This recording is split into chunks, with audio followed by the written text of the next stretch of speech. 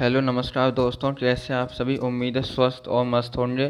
तो दोस्तों, जैसा कि आप सभी को पता है, हम रोजगार विद अंकित त्रिपाठी सर की जो बुक है दिल्ली पुलिस के लिए मैथ्स की, उसमें हम प्रॉफिट एंड लॉस चैप्टर जो देख रहे हैं उसका सॉल्यूशन। तो हम टाइप 1 जो है उसके सवाल पिछली वीडियो में कर चुके हैं।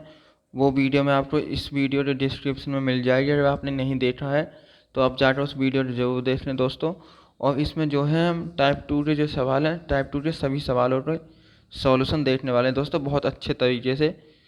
ठीक है, बहुत बेस्ट टीवी रहेगी दोस्तों। ऐसा नहीं है कि बहुत लेंथी सवाल करके बताऊंगा मैं, मतलब बहुत ही इजी तरीके से आपको बताने वाला हूँ। अगर आपको अच्छी लगे तो दोस्तों वीडियो को like share and subscribe channel को जरूर कर लेना। ठीक है, तो दोस्तों सबसे पहले क्वेश्चन आज का 10वां क्वेश्चन क्या है कि एक व्यक्ति ने एक वस्तु बी को, यानी कि कोई व्यक्ति ए है, ए ने कोई वस्तु बी को 38% के लाभ पर, मान लो दोस्तों ए ने ये वस्तु जो है ए रुपये में मान लिया हमने ए ने जो वस्तु खरीदी थी ए रुपये में खरीदी, उसने बी को 38% के लाभ पर बेचा, यानी कि 38 का मतलब लाभ का मतलब है 138/100।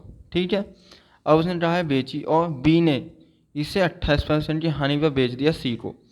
बी ने बेचा सी को 28% की हानि का मतलब है दोस्तों, ये जो लाभ या हानि होती है हम इसे 100 में, अगर लाभ होता है तो 100 में जोड़ के लिख देते हैं। जैसे लाभ हुआ था 38% का, तो हमने 100 में जोड़ के लिख दिया 138/100। अब हानि हुई है 28% की, तो हम 100 में से ही 28 घटाकर हानि लिख देंगे, यानी 100 में से जब 28 जाने कितने बचे दोस्तों, 72, तो यानी कि 72/100। अब देखो, ए ने वस्तु बी को बेची 38% के लाभ पर, यानी 138/100 पर, और बी ने वस्तु बेची सी को 28% की हानि पर, यानी कि 72/100 में। ठीक है, यदि सी ने वस्तु को इतने रुपये में खरीदा तो परसेंटेज में तो सी इतने में खरीद रहा है दोस्तों।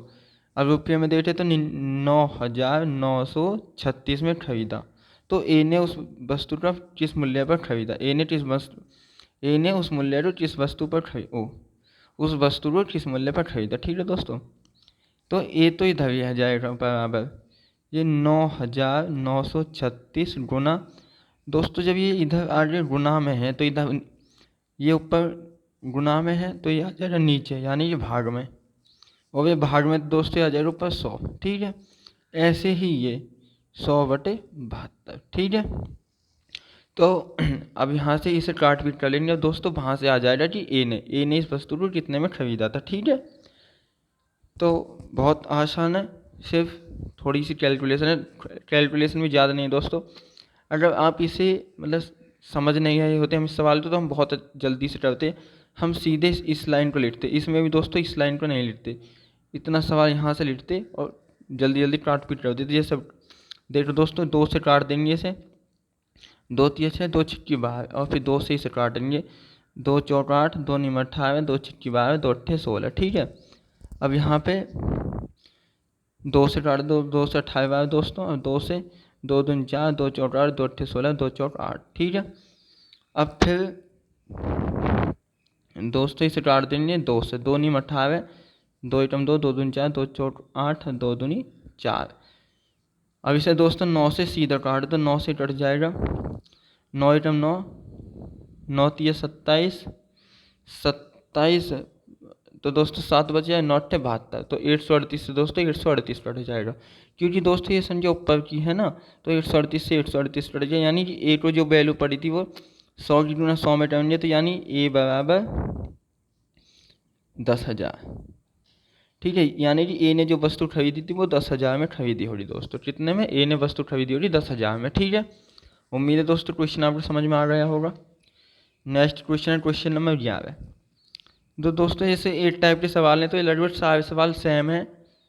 ठीक है, तो इसमें भी वही तरीका कि एक निर्माता एक थोक व्यापारी को बेची गई वस्तु पर 18% का लाभ कमाता है।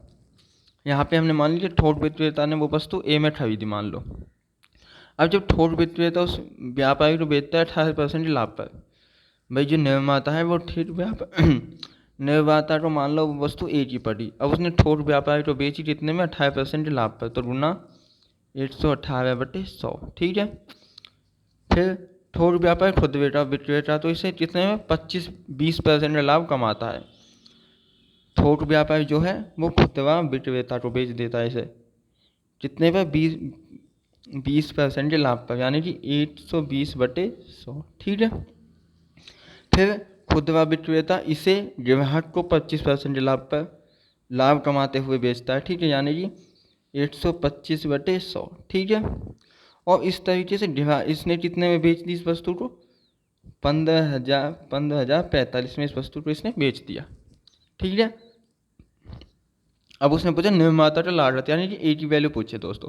तो वही सवाल है, ए बराबर 15,045 गुना, इसको पलट लेते तो दोस्तों 100/118 गुना 100/120 गुना 100/125। ठीक है। अब दोस्तों इसे काट पीट करनी, जैसे 25 चौका 100, 25 पंजे 125, 20 पंजे 100 और 20 छिक्का 120। ठीक है। इस 5 से ये 5 कट जाएगा। अब इस 6 से इसे काट देंगे दोस्तों। 6 दूनी 12, 6 पंजे 30। दोस्तों ये 6 से नहीं कटेगा तो सबसे पहले से 2 से काट 2 से नहीं। ठीक है, ये 6 से कट नहीं है तो 2 से काटो 3 बार और ये 2 से 2 बार। ठीक है। 5 और 4 9, 5 और 6 3 से कट जाएगा दोस्तों। 3 से काटेंगे, 3 पंजे 15, 0, 3 एकम 3 और 3 पंजे 15। ठीक है। अब इस 2 से दोस्तों इसे काट दो, 2 पंजे 10 और 2 नीम 18। ठीक है। अब 59 का भाग दोस्तों 5,015 में देखो अलग। जब 59 का भाग देंगे इतने में तो कितना आएगा, तो यह जाएगा दोस्तों इतने में भार देंगे हम। भाई इतने में तो नहीं जाएगा तो 3 अंक को हम भार देंगे, यानी कि 6 पंजे 30, 6 7, तो ये जाएगा दोस्तों 7 बार, शायद 7 से 1 बार देते हैं। 7 नीम 63 का 3, 66, 7 पंजे 35 और 6 41। तो 11 में से 3 गए तो यानी कि 8, या 9 में से 1 गए 8, तो दोस्तों ये ज़्यादा बच गया, यानी कि 8 बार जाएगा। ठीक है, 8 बार जाएगा। ठीक है। तो 8 निम 72 का 2, 7 हासिल, 8 पंजे 40, 7 47। इधर ढाई ले ली दोस्तों, तो 11 में से 2 गए तो 9, इधर बच्चा 9, 9 में से 7 गए 2, यहाँ पे 5 उतार लिया दोस्तों। तो 5 बार चले जाए। 5 निम 45 का 5, 2 हासिल, तो 5 हुए 25, 26 27।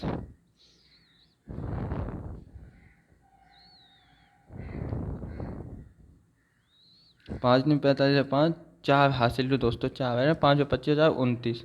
तो यहाँ से पूरा कट जाएगा। ठीक है। तो यार ये 85 गुना ये 100 यहाँ पे बचा था, तो गुना 100, यानी कि 8500। कितना आ रहा है इस वस्तु का मूल्य? 8500। यानी कि इसको जो वस्तु पड़ी थी वो निर्माता को वो 85 रुपये की पड़ी थी। ठीक है दोस्तों, समझ में आ गया होगा। नेक्स्ट है दोस्तों इस टाइप का दोस्तों ये तीसरा सवाल है 12वां।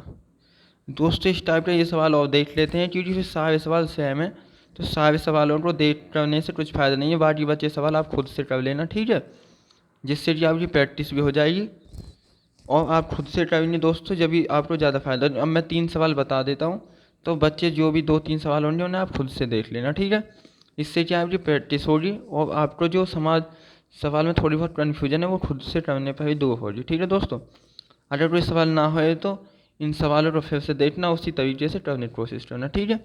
एक 12वें सवाल और देख लेते हैं कि रोहन ने 25% लाभ पर भीम को एक छाता बेचा।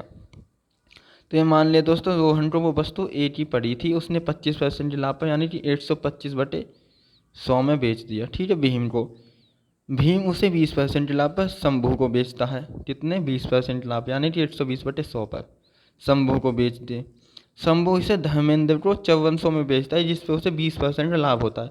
यानी कि इसने भी 120% लाभ पर धर्मेंद्र को वो वस्तु 5400 में बेच दी। ठीक है, कितने में? 5400 में। अब यहाँ से ए की वैल्यू निकाल लेंगे दोस्तों उसी की तरह। तो ए बराबर 5400 गुना 100/125 गुना 100/120 गुना 100/120। ठीक है, तो 20 पंजे 100 और 20 छिट्टा 120, 20 पंजे 100 और 20 छिट्टा 120, 25 1400, 25 पंजे 125। तो दोस्तों इस 5 से इस 5 को काट दो, इस 6 से कट जाएगा 900 बार, 6 नंबर 54 2 जीरो। इस 6 से 6 एकम 6 3 बार 6 पंजे 150 बार। ठीक है, तो ए की वैल्यू आ जाएगी 150 गुना 5 चौक 20।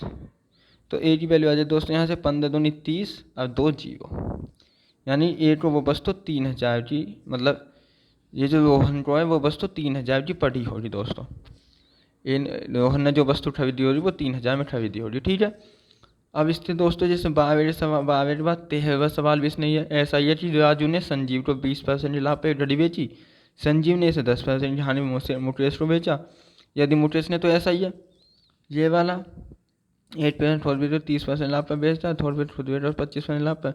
तो दोस्तों ये भी सेम सवाल है। ठीक है, दीपक ने बेची, इसने 30% हानि बेची, इतने बेची। तो दोस्तों ये सारे सवाल सेम है। अब ये जो 13, 14 और 15, इन 3 सवालों का खुद से करना। 13 वाला, 14 और 15, ये सेम सवाल है दोस्तों। 3 मैं बता चुका हूँ, 3 आप खुद से करेंगे तो जो मतलब कि आपका ये टाइप जो है बहुत अच्छे से कवर हो जाएगी, क्योंकि 3 सवाल आपने समझ लिए हैं और 3 अब जब आप खुद से प्रैक्टिस करेंगे तो बहुत अच्छा हो जाएगा। ठीक है, अब हम कुछ सवाल टाइप नंबर 3 के देख लेते हैं दोस्तों। ठीक है, टाइप नंबर 3 के कुछ सवाल देख लेते हैं। तो टाइप नंबर 3 का पहला सवाल है, टाइप नंबर 3 पहला सवाल है दोस्तों 16 नंबर का। इसमें क्या है कि 19 वस्तुओं का क्रिया मूल्य 21 वस्तुओं के विक्रय मूल्य के बराबर है, तो हानि प्रतिशत क्या है। तो दोस्तों ये जो सवाल है ये लाभ हानि का सबसे आसान, सबसे इजी जो सवाल टाइप है वो यही है। ठीक है, प्रॉफिट एंड लॉस चैप्टर की जो सबसे आसान टाइप है वो यही है। इसमें आपको कुछ नहीं करना है, सिर्फ जैसे सवाल लिख रहा है ऐसे ही लिख लो। जैसे 19 वस्तुओं का क्रय मूल्य 21 वस्तुओं के विक्रय मूल्य के बराबर है, यानी कि बीच में लगा दो दोस्तों बराबर का चिन्ह। 19 वस्तुओं का क्रय मूल्य जो है वो 21 वस्तुओं के विक्रय मूल्य के बराबर है। ठीक है, तो उसने कहा हानि प्रतिशत क्या है। तो दोस्तों ऐसे सवाल में क्या है, जो क्रय मूल्य के सामने लिख रहा है तो उसे तो मान लो आप क्रय मूल्य। अब जो विक्रय मूल्य के सामने है उसे मान लो आप विक्रय मूल्य। पहले जैसे सवाल ने बोला है ऐसे लिख लो, सबसे पहले ऐसे लिख लिया, क्योंकि बराबर है तो बराबर का चिन्ह लगा दिया। अब इसमें जो क्रय मूल्य के सामने होता है दोस्तों वो तो हो जाता है क्रय मूल्य, जो विक्रय मूल्य के सामने होता है वो हो जाता है विक्रय मूल्य। तो यहाँ से क्रय मूल्य कितना आ रहा है 21 और विक्रय मूल्य कितना आ रहा है 19, यानी कि 21 में उसने कोई वस्तु खरीदी और 19 में बेच दी, तो उसे कितने परसेंट की हानि हुई। तो दोस्तों यहाँ पे उसे हानि हुई 2 रुपये की। कितने की 2 की हानि, किस पर हुई हानि 21 पर गुना 100। ठीक है, तो यहाँ से हो जाएगा 200/21। और जब इस किस्त भाग दोस्तों 200 में देंगे तो आ जाएगा 9 बार जाएगा दोस्तों, 9 सही 11/21 भाई 21 नंबर 189 और 11 200, तो यानी 9 सही 11/21%। इसका जो है सही जवाब हो जाएगा, यानी कि 9 सही 11/21% की वजह हानि हुई होगी। ठीक है, तो नेक्स्ट टाइम दूसरा सवाल इसका एक और देख लेते दोस्तों। इसके भी सारे सवाल ऐसे ही हैं जो बच्चे सवाल जैसे 68 जो वस्तुओं का विक्रय मूल्य है वो 53 वस्तुओं के विक्रय मूल्य के बराबर। लाभ हानि बताइए। 32 वस्तुओं का बेच दुकानदार, 12 वस्तुओं के विक्रय मूल्य बराबर। तो दोस्तों ये सारे सवाल ऐसे ही हैं। अगर आपको किसी सवाल में डाउट हो तो आप बता देना कमेंट में, मैं उसी सवाल की को आपको उन्हीं सवालों की वीडियो बनाकर डाल दूंगा। ठीक है, एक सवाल और देख लेते हैं हम, क्वेश्चन नंबर 70 को। बाकी अगर किसी सवाल में आपको डाउट होता है दोस्तों तो कमेंट करके जरूर बता देना, वो सवाल आपको सॉल्व करवा दूंगा मैं। ठीक है, उसे भी सॉल्व कर देंगे हम दोनों मिलकर भाई। ठीक है, सब भाई मिलकर। तो 70वें सवाल को देखते हैं। इसमें क्या है कि इसमें वैसे ही 68 वस्तुओं का विक्रय मूल्य है, इसमें विक्रय मूल्य पहले दे दिए दोस्तों। 53 वस्तुओं के क्रय मूल्य के बराबर है। ठीक है, तो वही वाली बात है, विक्रय मूल्य के सामने विक्रय मूल्य, क्रय मूल्य के सामने क्रय मूल्य। यानी ट्रिव्य मूल्य कितना है 61। अब विक्रय मूल्य कितना है 53। यानी कि 61 की वस्तु खरीदे 53 की बेच दी, कितने की हानि हुई दोस्तों 8 की, कितने पे हुई 61 पे, गुना 100। ठीक है। अब यहाँ से दोस्तों इसे कटेगा तो है नहीं, ये 800/61। अब 61 का दोस्तों इसमें भाग दे लेंगे, तो इसमें भाग दे देख लेते हैं 61। दोस्तों इस तरीके कैलकुलेशन के लिए आपको भी तैयार होना होगा, क्योंकि दिल्ली पुलिस में ऐसी कैलकुलेशन पूछी जाती है। और आप देख रहे हैं ऐसी सवाल प्रीवियस ईयर की क्वेश्चन 2023 का ये सवाल, ये 2020 का है। तो कैलकुलेशन तो आपको थोड़ी सी अच्छी करनी पड़ेगी। ठीक है। तो 61 से जाएगा दोस्तों एक बार, तो 61 एकदम 61। यहाँ पे 8 में जीरो में से 1 नहीं जाए तो दोस्तों दाएँ ले लें, 10 में से 1 गए 9, इधर वजह 7, 7 में 6 गए 1, उतार ली जीरो। ठीक है। तो जाएगा लगभग 3 बार, 3 एकदम 3 और 3 6 18। ठीक है। यहाँ से बच जाएंगे दोस्तों 7, पॉइंट लगाया बढ़ा दे जीरो, फिर 61 एकदम 61। तो दोस्तों ऐसे कैलकुलेशन में आप सबसे पहले देखें कि 13 ऐसा ऑप्शन एक ही तो नहीं है जिसमें 13 हो। तो आप देखेंगे 2 ऑप्शन ऐसे हैं जिसमें भाई 8 है, इसमें 8 है, तो 8 का तो कोई मतलब नहीं। सबसे पहले ये देख लो दोस्तों इसमें क्या हुई है, हानि हुई है। तो लाभ वाले जो ये ऑप्शन है ये तो कट जाएंगे, बी ऑप्शन भी डालते क्योंकि इसमें लाभ है, लाभ नहीं हुआ हानि हुई है। और ये ए ऑप्शन भी कट जाएगा क्योंकि इसमें भी लाभ दिख रहा है, जबकि हुई है उसे हानि। अब हानि में हमारा जो ऑप्शन है 13 पॉइंट कुछ आएगा, जबकि इसमें 13 पॉइंट में 13.11% एक ही ऑप्शन है जिसमें है। दूसरे में 8.25 की उसने हानि दी है, जबकि 8.25 की हानि नहीं हुई है, उससे 13 पॉइंट कुछ की हानि हुई है। तो ऑप्शन नंबर सी इसका सही जवाब हो जाएगा। ये नहीं है कि आपको पूरा ही बाहर सॉल्व करना है, आपको ये चीज़ यहीं पे देख लेती, एक बार बाहर देने के बाद इसका पता चल जाता है कि भाई एक किस में ऑप्शन में आ रहा है, तो एक किस में आ रहा था।